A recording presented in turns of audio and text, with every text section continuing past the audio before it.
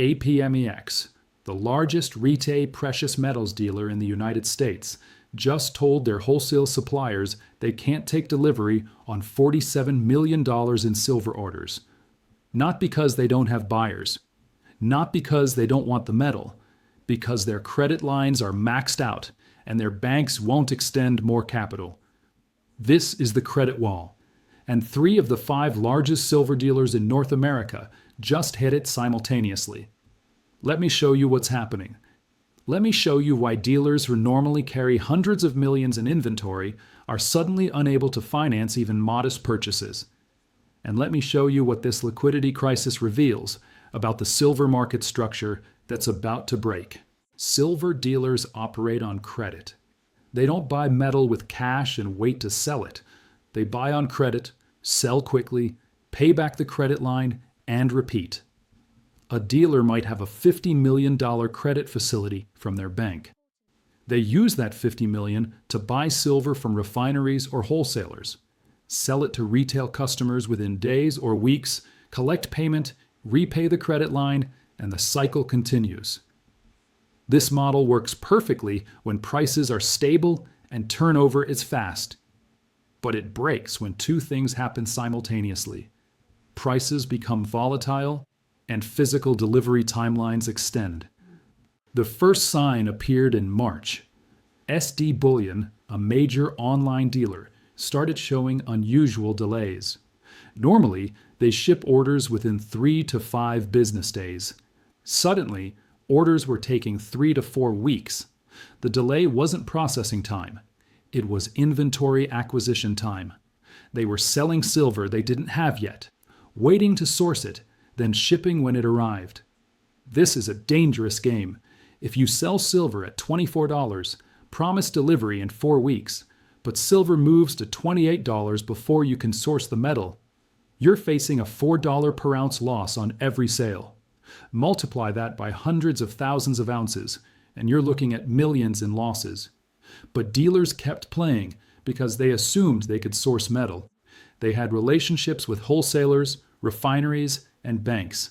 Credit was available. Physical was available. By May, the credit situation had deteriorated. JM Bullion, another major dealer, reduced their product offerings by 43%. They weren't offering less because demand was low. They were offering less because they couldn't finance inventory on products that weren't turning quickly enough. If Silver Eagles were selling within hours of listing, they'd finance those.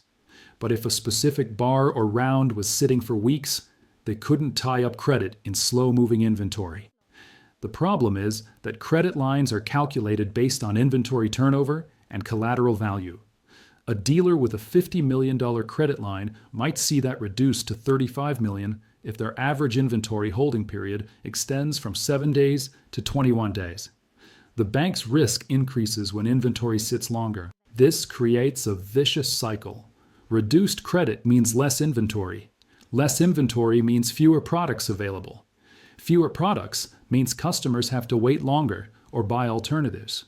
Longer delivery times means slower turnover.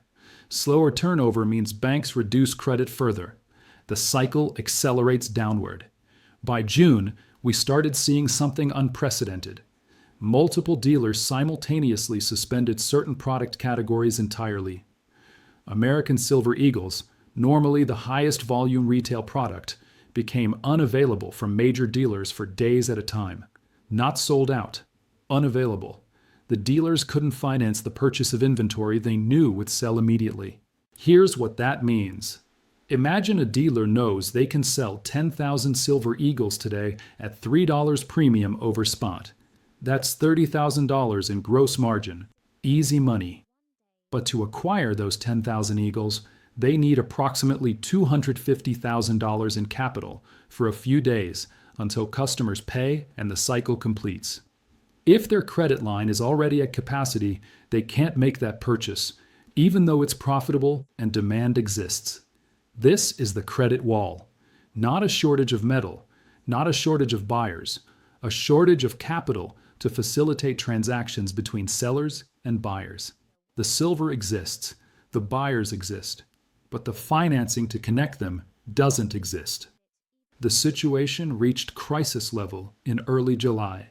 Multiple dealers reported that their primary lenders, the banks that provide their credit facilities, were demanding higher collateral requirements. Previously, a dealer might get $1 of credit for every dollar of silver inventory. Now banks were requiring $1.30 of collateral for every dollar of credit. Some banks moved to 1.50 to 1.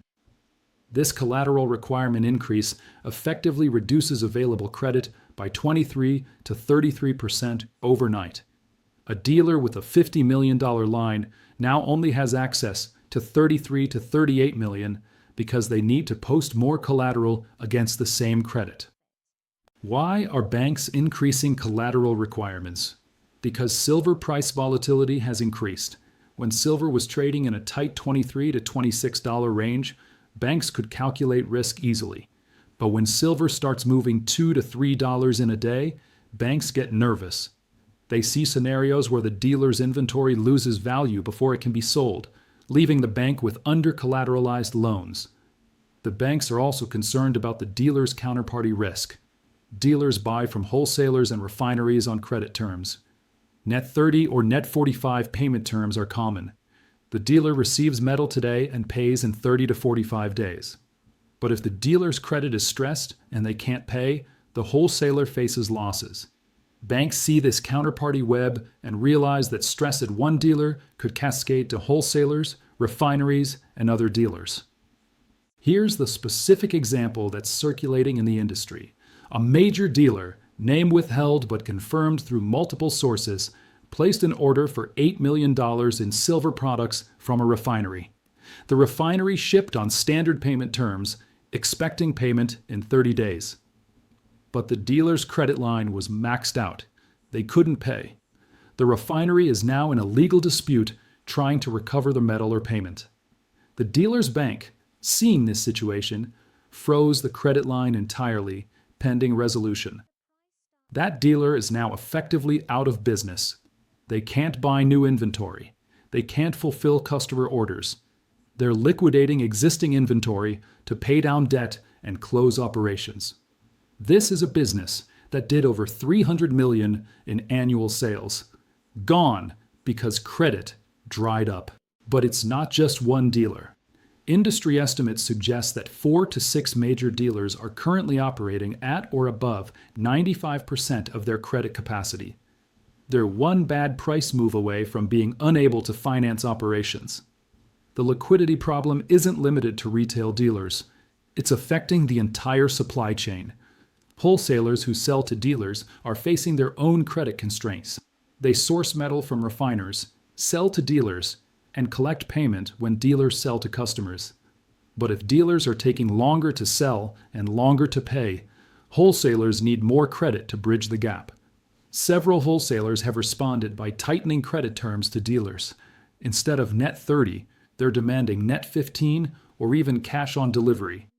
This puts additional pressure on dealer credit lines because now dealers need to pay faster while their own customers are taking the same time to pay. Refineries are also feeling pressure.